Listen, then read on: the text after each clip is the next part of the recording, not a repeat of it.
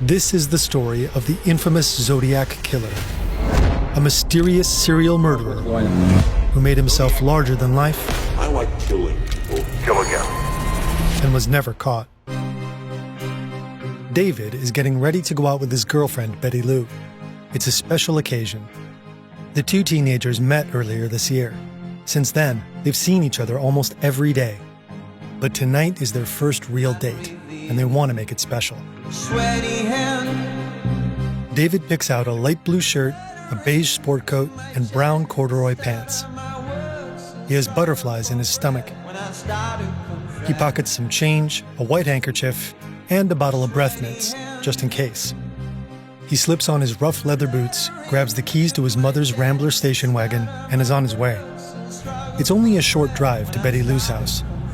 David pulls up outside and pauses to take a breath. Tonight is supposed to be special, a night to remember for the rest of his life. And who knows, maybe it'll even be the start of their life together.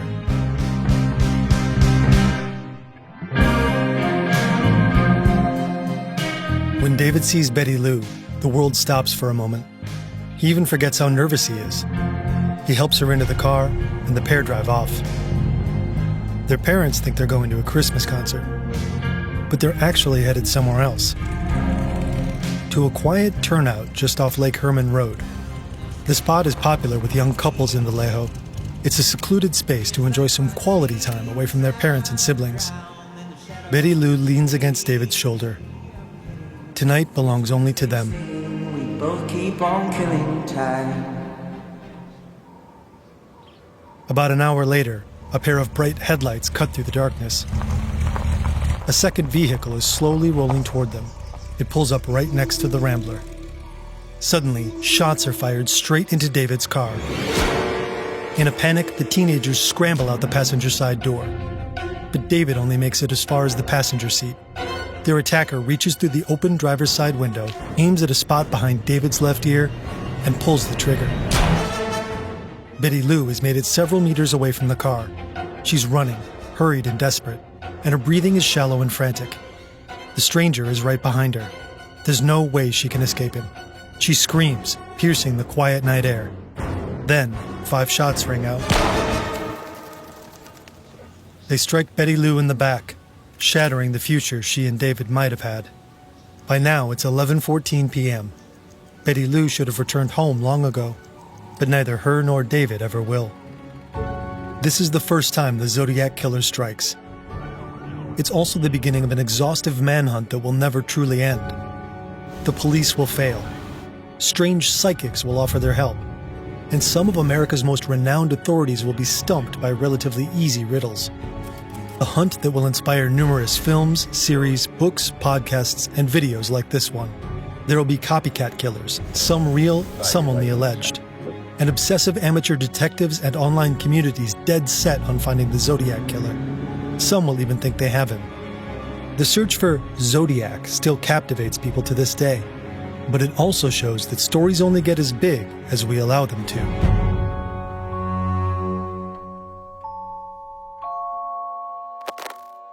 This video is largely based on the book Zodiac by Robert Graysmith. As always, you'll find the link and all our sources in the description. The newsroom of the San Francisco Chronicle is buzzing with life. The Chronicle is one of the largest and most influential newspapers in the entire West Coast. Color TV has been around for a while, but most people still start their day with their local morning paper. These thousands of readers expect their front page to feature breaking stories and the most important news. The Bay Area wants to be informed, surprised, and maybe even a little shocked. No one in the Chronicle's office knows that the paper itself is about to become part of a shocking story, that it will become an active player in a deadly game.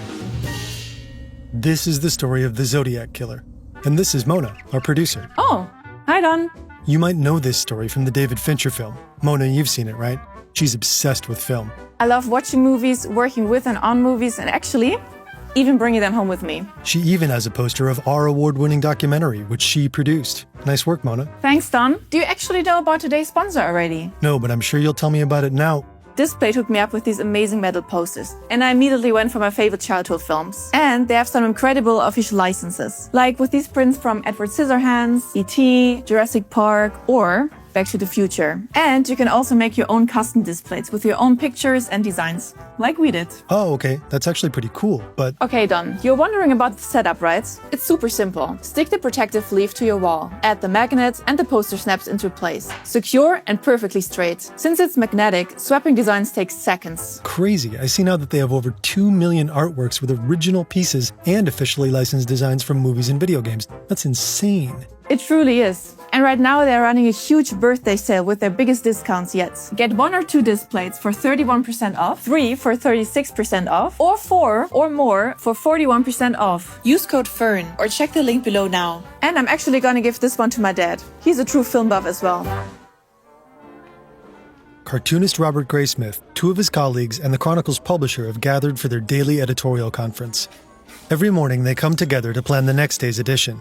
They discuss what's happening in San Francisco and the rest of the world, and they decide which topics their columnist Temp and Al should cover in their editorials. Meanwhile, Robert is drawing. He'll do 6 sketches now. Later on, he'll ink one of them, and that'll be tomorrow's editorial cartoon.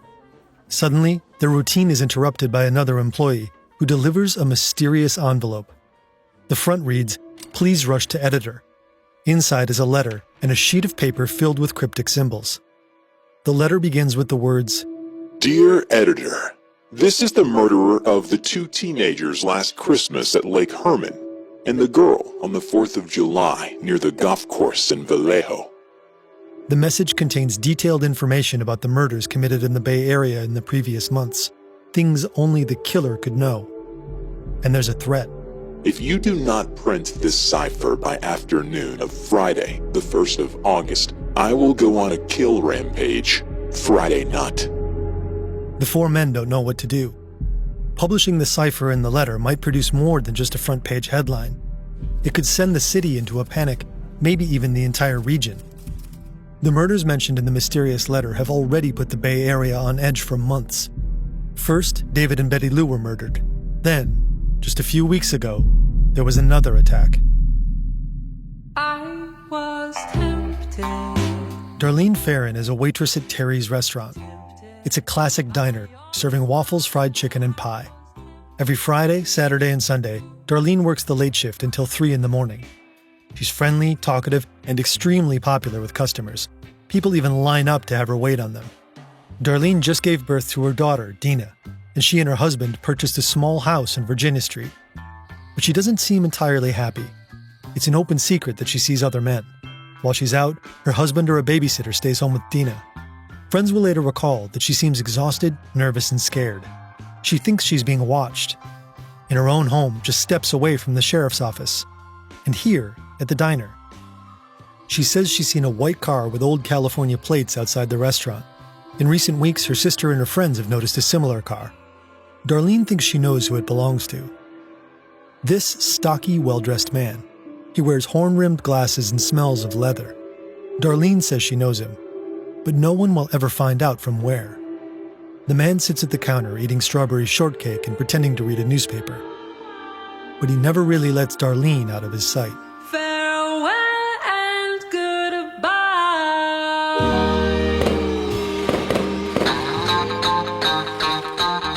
It's the 4th of July. America is celebrating almost 200 years of independence. Darlene picks up her friend Mike Majot and confidently steers her '63 Corvair through the festive town, despite not having a driver's license. She met Mike and his twin brother at Terry's Diner. Over time, the 3 became friends, and the twins became rivals for Darlene's affection. They would fight over driving her to work or doing her washing. At some point, Darlene and Mike notice they're being closely followed. The other car looks like it could be a Ford Falcon. Darlene keeps trying to shake it, but she can't. The car gets closer and closer. Finally, it forces Darlene's car into a parking lot near a golf course in the outskirts of town. Then it speeds off. For a brief moment, Darlene and Mike think they're safe. But just minutes later, the Falcon returns. The driver seems to have changed his mind. Mike and Darlene are hit by a blinding light. A man gets out of the car and walks toward them. He's holding a large flashlight in his hands. Mike thinks the man is police. Maybe Darlene knows him, After all, she's been seeing men who work at the sheriff's office. But before he can even pull out his ID, the roar of a gunshot fills his ears. He feels blood running down his face. Darlene collapses onto the steering wheel. 2 bullets hit her right arm. 2 more hit her left. Then 5 more hit her in the back, piercing her lung and the left ventricle of her heart. Frantic, Mike claws open the door and topples out of the car. Later on, the police will find him here, bleeding from the neck and cheek, his jaw shattered and a hole ripped through his tongue. A concerned neighbor reports the gunshots to the police, and officers Rust and Lynch are sent to the scene shortly after.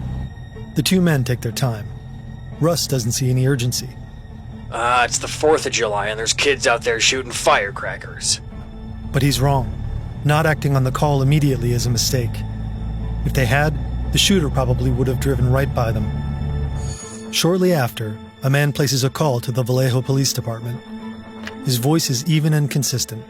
His words sound rehearsed. I want to report a double murder. If you go 1 mile east on Columbus Parkway to the public park, you'll find kids in a brown car. They were shot with a 9mm Luger. I also killed those kids last year. Goodbye. Then the man hangs up. Pacific Telephone will later trace the call to a public payphone. The booth is located right in front of the Vallejo Sheriff's Office. It's also within sight of Darlene's little green house. Darlene's friends and family also report having received strange calls that night. All they could hear was deep, heavy breathing. At the hospital, Darlene is declared dead on arrival. Mike pulls through, and it won't be long until the killer strikes again.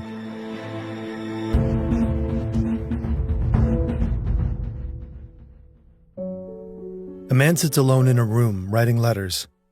He uses a blue felt-tip pen to compose 3 nearly identical texts. One of them reads, First, girl was wearing patterned slacks. 2, the boy was also shot in the knee. 3, brand name of ammo was Western. To prove I killed them, I shall state some facts only I and the police know. The paper measures 18 by 25 centimeters, or 7 by 10 inches. It's a unique format the man will return to again and again. It'll become unmistakably associated with his letters. Christmas. First, brand name of ammo, Super X.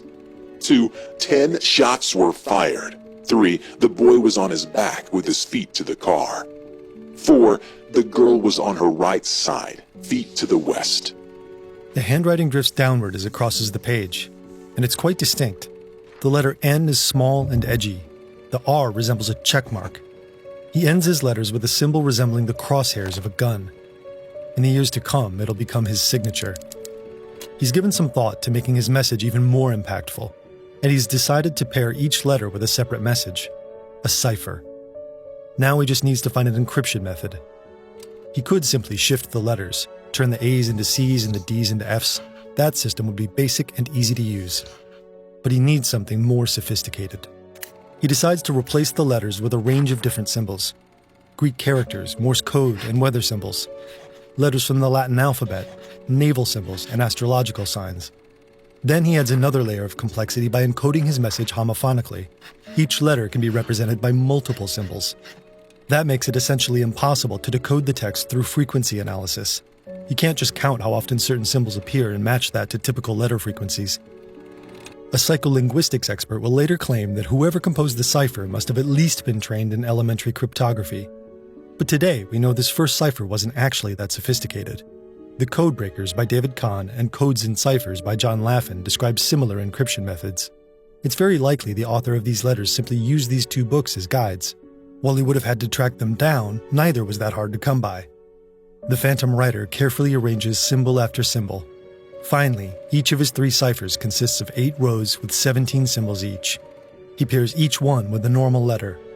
Then he mails them to 3 newspapers in the Bay Area: the San Francisco Chronicle, the San Francisco Examiner, and the Vallejo Times-Herald. Like Jack the Ripper before him, this man will use the media to taunt the police with cryptic clues to his identity. The editorial team at the Chronicle eventually decides to print their cipher. Their colleagues at the Vallejo Times-Herald follow their lead. The Examiner waits until Sunday, publishing its cipher 2 days later. The killing spree threatened in the letter doesn't happen.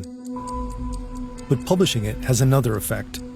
Now the public knows about the mysterious killer. The entire Bay Area grows increasingly frightened. Before long, parents are telling their children not to leave the house. Jack E. Stilts has been running the Vallejo Police Department for 21 years. When he took over as chief back in 1948, the city was struggling with gambling, drugs, and prostitution. His reforms and cleanup efforts have produced some good results. But now his town, of all places, is haunted by a ruthless serial killer. A man who Stilts thinks is killing just for the thrill of it, who he describes as the most dangerous individual he's ever encountered in his 30 years in law enforcement. A few days ago, Stilts publicly called on David, Betty Lou, and Darlene's killer to send another letter, one with more details, proving it was really him who did it. The response comes quickly in the form of a 3-page letter. Dear editor, this is the Zodiac speaking. In answer to your asking for more details about the good times I have had in Vallejo, I shall be very happy to supply even more material. By the way, are the police having a good time with the code? If not, tell them to cheer up. When they do crack it, they will have me. This is the letter where the killer names himself Zodiac. The word refers to the zodiac circle of astrological signs. On the 4th of July, I did not open the car door. The window was rolled down already. The boy was originally sitting in the front seat when I began firing. When I fired the first shot at his head, he leapt backwards at the same time, thus spoiling my aim. He ended up on the back seat, then the floor in the back, thrashing out very violently with his legs. That's how I shot him in the knee. I did not leave the scene of the killing with squealing tires and racing engine as described in the Vallejo papers. I drove away slowly, so as not to draw attention to my car. Stilts admits the letter includes details that haven't been made public, but he's still not convinced. He thinks that knowledge could have been obtained from witnesses at the crime scenes. But soon, there will be even more victims. Brian Hartnell and Cecilia Shepard have been close friends since college. Today they're driving out to Lake Berryessa. It's a beautiful spot surrounded by rolling hills. On a small peninsula, they lay down a picnic blanket and revel in the stillness. Near the water, the land drops off abruptly, hiding the shoreline. From Brian and Cecilia's perspective, it's impossible to see anyone approaching from that direction until they're already very close. And right now, someone is. A tall, powerfully built man emerges. He's wearing a black executioner's hood that looks almost medieval. On his tunic, a white cross cuts across a circle. It's the symbol the Zodiac killer uses to sign his letters. The man is carrying a knife with a 30-centimeter blade. With it, he stabs Brian and then Cecilia. Again and again, a total of 24 times. About an hour later, the phone rings at Napa Police Department. A calm and controlled voice says, I want to report a murder. No, a double murder. The caller doesn't seem to know that Brian, though severely injured, survived the assault. The police believe the attacker must have left the scene right away, but not before leaving a message on the door of Brian's car. The dates Betty Lou, David, and Darlene were murdered, and today's date. Crime lab technicians will later discover some less obvious clues. Tracks suggesting the attacker's vehicle has heavily worn tires and very deep footprints. The suspect must weigh at least 95 kilos or 200 pounds. A police officer with that exact weight walking alongside the tracks doesn't sink down as deeply as the unknown individual. The footprints reveal another lead too. They're most likely from a chukka-type boot called the Wing Walker. As part of a government contract, over 1 million pairs of this model were produced. The investigators will never be able to trace them all.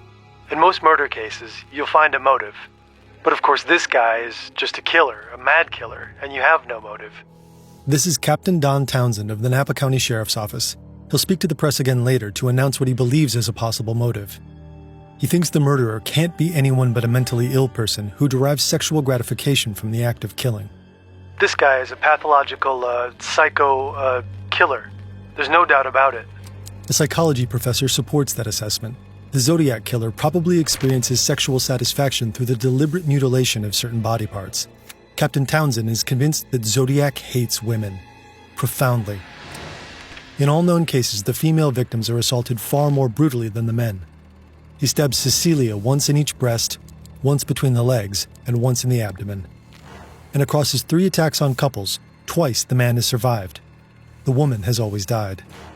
The assault in Cecilia also marks a shift. It's the first time the Zodiac killer uses a knife. One investigator will later explain that if you wanted to go out and kill for the sheer sake of killing, you could use a high-powered rifle and kill it 200, 300 yards. But by plunging a knife into someone, it's the most intimate contact you can have with a victim. an intimacy that experts think people like the Zodiac killer are incapable of forming in their normal lives. His propensity to violence and misogyny are all over his ciphers, too. Just weeks ago, the first one was cracked, and not by a specialist. Donald and Betty Harden are both school teachers. On any other weekend, they'd be unwinding and taking it easy. But this Sunday, there's something they can't let go of. The cipher published in the Examiner 2 days earlier. They clear the dining room table and gather some sharp pencils, a ruler, and an eraser. Then they're back at it. Betty has a theory. The killer is such an egomaniac that he probably begins his messages with I. The Hardens also suspect he'll use the word kill repeatedly, so they look for recurrent 4-symbol patterns that could represent it. Their theory holds up. I like killing people because it's so much fun. It is more fun than killing wild game in the forest, because man is the most dangerous animal of all. Betty and Donald also spot the traps Zodiac built into the cipher. 15 times he uses a backwards Q.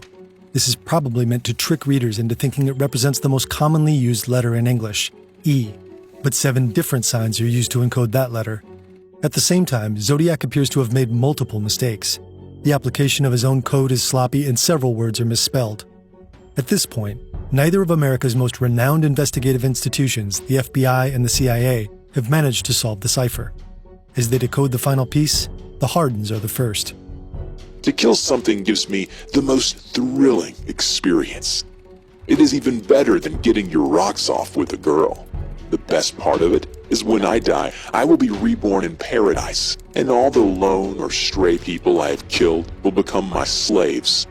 I will not give you my name, because you will try to slow down or stop my collecting of slaves for my afterlife.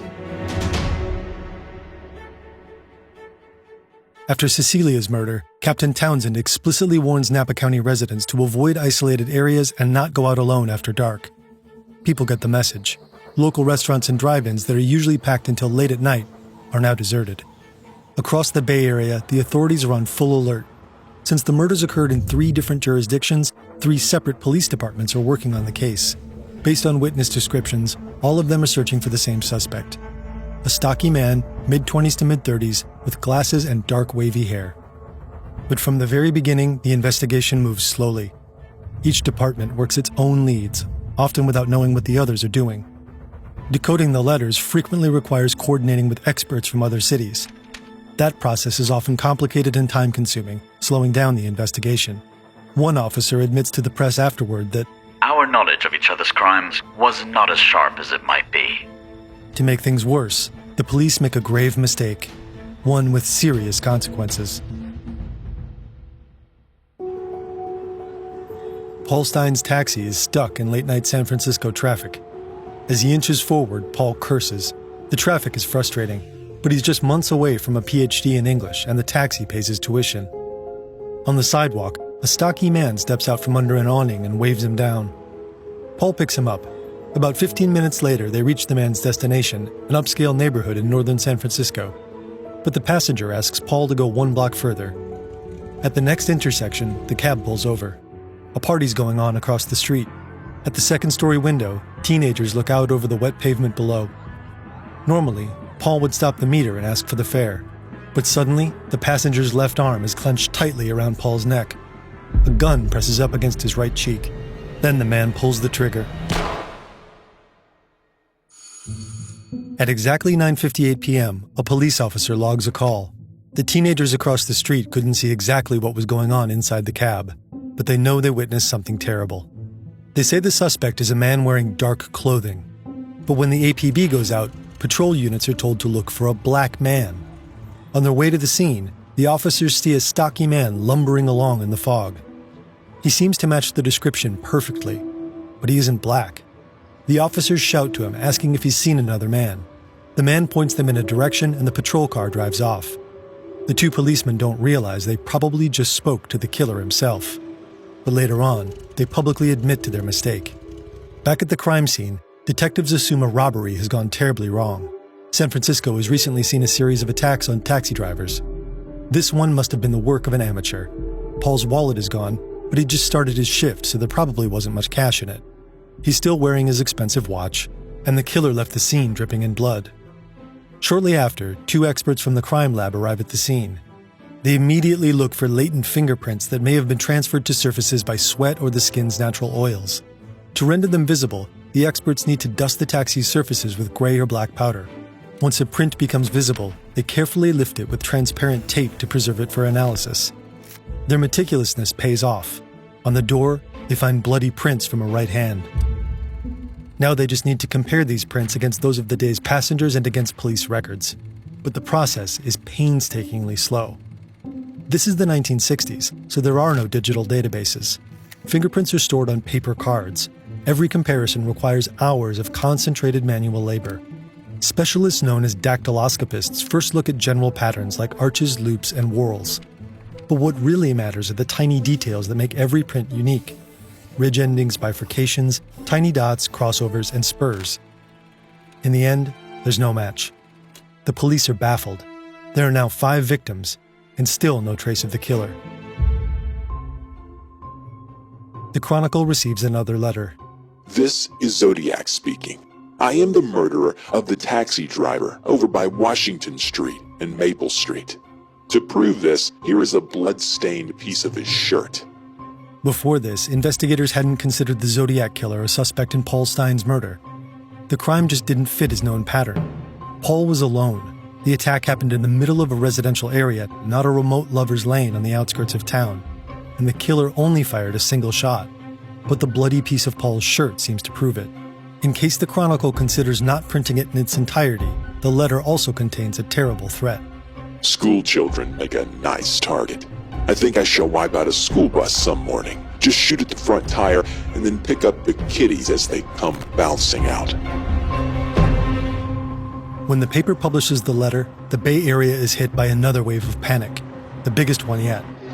People were already living in fearful, uncertain times. The 1960s are tumultuous, marked by political assassinations, the Manson murders, and the Vietnam War. And for the first time, the public can watch most of it unfold on color TV. Thousands frequently take to the streets in the Bay Area's major cities. There are anti-war demonstrations, sit-ins, and protest marches. Many wear the now famous peace sign buttons. In one of his later letters, the Zodiac killer will sarcastically demand protesters start wearing his symbol instead. At a moment when many people desperately hope for peace, the Zodiac killer attacks society from within by threatening the most vulnerable target of all: children. In Napa County alone, 65 school buses take thousands of children to school every day. The vehicles cover a daily total of 7,000 kilometers. Some stretches of road are quite dangerous, with isolated sections, sharp turns, and blind intersections. Following Zodiac's threat, bus drivers are instructed on handling potentially violent attacks. Keep driving the bus, even on a flat tire. Tell the children to lie on the floor. Don't stop until you've reached a well-populated area. Protection is ramped up too. 70 units of heavily armed policemen guard the Napa County buses. Rangers in pickup trucks escort them, while air patrol planes fly overhead. Police protection is increased in almost every community in Northern California. Plainclothes officers are deployed. Every threat, no matter how small, is taken seriously. A few days later, a man calls the Oakland Police Department. He claims to be the Zodiac killer, and he demands to speak with one of the 2 most famous defense attorneys in the country. This is the Zodiac speaking. I want you to get in touch with F. Lee Bailey. If you can't come up with Bailey, I'll settle for Mel Belly. I want one or the other to appear on the Channel 7 talk show. I'll make contact by telephone. Melvin Belly agrees right away. Just hours later, he's in the studio. Half of America is glued to their TVs. In a normal edition of the show, viewers can call in to participate. But tonight the lines are kept clear so the Zodiac killer can get in touch. And he does. He even gives Belly his real name, Sam. Tell us what's going on inside you right now, Sam, please. I have headache. All right. How long have you had those headaches, Sam? In a long time. Sam hangs up and calls back. Eventually, he loses control and simply screams over and over, and he repeats his terrible threat. I want to kill those kids. Sam calls the show 35 times. Only 12 of the calls are heard on air. The longest of them is 9 minutes. That's long enough to trace the call, and long enough to find out that Sam is not the Zodiac killer. He's a hospital patient, suffering from a mental disorder. Shortly after, the Chronicle receives 2 new letters from the real Zodiac. Inside the first envelope is a greeting card. On the front it says, Sorry I haven't written, but I just washed my pen. The message inside reads, I thought you would need a good laugh before you hear the bad news. You won't get the news for a while yet. P.S. Could you print this new cipher in your front page? I get awfully lonely when I am ignored. So lonely, I could do my thing. The enclosed cipher is his most complex yet. It's composed of 340 characters, and it won't be solved for 5 decades. December 3, 2020. 3 men sit at their computers on different sides of the planet. American software developer David Aranachak, Belgian computer programmer Jarl van Eyck, and Australian mathematician Sam Blake. For years, they've been collaboratively obsessing over the same mystery, the 340-character cipher the Zodiac killer sent to the San Francisco Chronicle following the TV show. With his first riddle solved within a week, Zodiac must have made a bigger effort.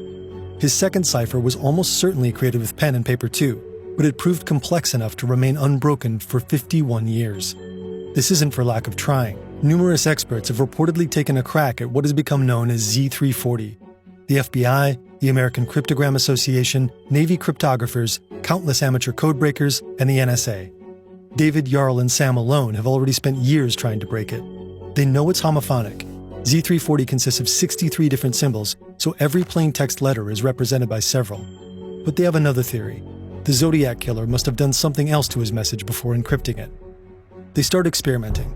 Sam sends David a total of 650,000 variations of the cipher. David runs them all through a code-breaking program developed by Jarl called AZ Decrypt. For months, thousands of these results look like gibberish. But today, December 3rd, David suddenly stumbles on some real words in one of the solutions. Hope you are, trying to catch me, and the gas chamber. He almost overlooks them, but these words will be the key to finally solving Z340. The Zodiac killer's first cipher was delivered in 3 separate letters, so Jarl proposes splitting the 340 cipher into 3. The first 2 sections comprise 2 paragraphs. Each has 9 lines. The third is just 2 lines. They rearrange the cipher using a diagonal reading rule. They start by writing out the symbol in the upper left-hand corner. Then they move 1 symbol down and 2 to the right and write out the symbol there. This continues until they reach the edge of the cipher. Then they repeat the scheme starting with the top row's second letter. Then comes the final tweak. As it searches for the rest of the key, David tells Jarl's decrypting software to retain the words he found before. Hope you were trying to catch me, and gas chamber. He clicks a button, and boom, a phrase pops out. That wasn't me on the TV show. David leaps out of his chair yelling, holy shit. He knows the Zodiac sent this cipher about 2 weeks after Sam called into the TV show. They're on the right track. Apart from being a homophonic substitution cipher, Z340 is also a transposition cipher. The plaintext characters have been shifted according to a more or less regular system. The international team has to make some final adjustments. Some words are misspelled, spelled backwards, or exempted from the diagonal reading rule. But eventually they come up with a coherent message. 2 days later, the FBI confirms it. In his message, Zodiac clarifies that he isn't afraid of death. He believes dying will bring him to paradise, where all of his victims will serve him as slaves. I hope you are having lots of fun trying to catch me. That wasn't me on the TV show, which brings up a point about me. I am not afraid of the gas chamber, because it will send me to paradise all the sooner. I now have enough slaves to work for me, where everyone else has nothing when they reach paradise. That is why they are afraid of death. I am not afraid, because I know that my new life will be an easy one in paradise. Cracking the 51-year-old cipher is a small sensation among people still fascinated by the case, but it doesn't bring investigators any closer to actually solving it. Back in 1969, detectives turned to the other letter Zodiac sent after the TV show. This one is a 7-page diatribe aimed at the police. The killer mockingly refers to the officers as blue pigs and accuses them of making blatant mistakes in the manhunt. The letter also includes a drawing. It's a sketch of a bomb Zodiac wants to plant on the school bus. The threat isn't made public, but it stokes fear of a potential school bus attack. Investigators are growing desperate. About 2 months after the murder of taxi driver Paul Stein, a self-proclaimed seer named Joseph DeLuise comes forward. A few years ago, he accurately predicted that the Kennedy family would be hit by a horrible tragedy. Now he claims to have been receiving mental transmissions from the Zodiac killer. He says he's begun to form a mental picture of Zodiac and to receive detailed insight into the killer's personal life. DeLuise feels that Zodiac prefers walking over driving, that he spent time in some kind of reform institution when he was young. He consumes drugs like speed or goofballs before going out to kill. His star sign is either Scorpio or Aquarius, and he has a little box where he keeps the things that drive him to commit his horrible crimes. DeLuise offers to help the police. Accompanied by officers from 2 police departments, he visits the crime scenes to pick up more vibrations. The psychic develops intuitions about the killer's deep loneliness, love for flowers, and intense hatred of the police. Aside from that, his visits produce nothing of value. After Paul Stein's death, more and more people begin to actively engage with the case. The Napa County Sheriff's Office receives hundreds of leads. The San Francisco PD gets almost 1,000. Concerned citizens start suspecting their neighbors, ex-husbands, and co-workers. Between 1969 and 1983, over 2,500 suspects are considered in San Francisco alone. But most of it leads nowhere. Throughout the 1970s, police investigators keep coming back to one man in particular, Arthur Lee Allen. He's the only suspect ever publicly named by the police. In 1971, a former friend of Allen's contacts the authorities. He tells them Allen repeatedly expressed disturbing fantasies about killing couples and school children, and sending cryptic letters about his murders to the police. The friend claims he even considered calling himself Zodiac. So police begin investigating Arthur Lee Allen. He matches the killer's general description. He's said to have known Darlene casually and to have lived in Vallejo at the time of his murders. He also owned a typewriter of the same model allegedly used to type some of the Zodiac letters. Multiple search warrants are issued for him over the years, but neither Allen's fingerprints nor his handwriting matched the existing evidence. Years later, advances in DNA analysis effectively rule him out as the Zodiac killer, posthumously. Allen dies in 1992 at the age of 58. He was never formally charged with anything. Over time, investigators and amateur sleuths identify numerous potential suspects. But like Allen, none can be conclusively linked to the crimes. The Zodiac remains a ghost. So much so that a 2020 book proposes another wild but highly intriguing theory. What if the Zodiac killer never existed? What if it was all just a hoax?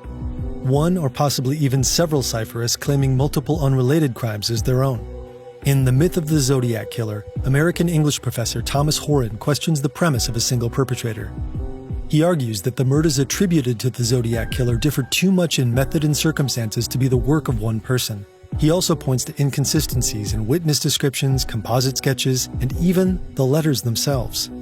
Horan even suggests that the individual writing as Zodiac could have claimed responsibility for attacks they never actually committed. What if Zodiac was just a literary invention? What if he led the police and everyone else to attribute a series of unrelated crimes to one fictional character? What if everyone just badly wanted to believe in a bone-chilling serial killer narrative? Several professionals and linguistic experts have questioned Horan's theory. In the end, we'll probably never know. Decades pass, with investigators more or less in the dark. Each year, more and more retire. The case of the Zodiac killer eventually ends up buried under stacks of other cold and unsolved cases. But somehow it refuses to go away entirely. The evidence collected in Vallejo is re-examined time and again.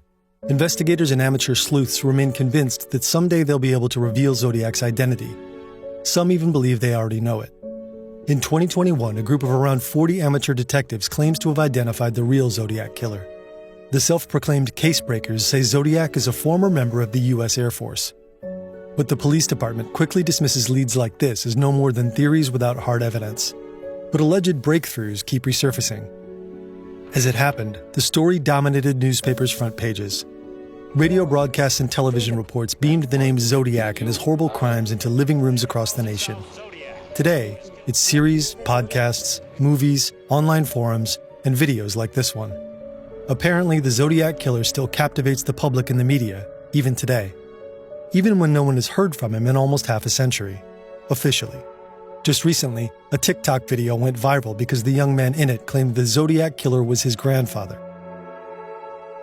San Francisco was terrorized in the late 60s and early 70s by a man who called himself the Zodiac Killer. He claimed 37 murders. Police confirmed at least 6. 4 years ago, the killing stopped, and so did Zodiac's letter. Now there's another letter. Experts are divided on whether this letter was truly composed by the Zodiac Killer, or if it's just a really good imitation. The news of his supposed return spreads like wildfire. It'll be the last Zodiac-related message to make major headlines. The San Francisco Chronicle's front page headline reads, "Zodiac ends silence."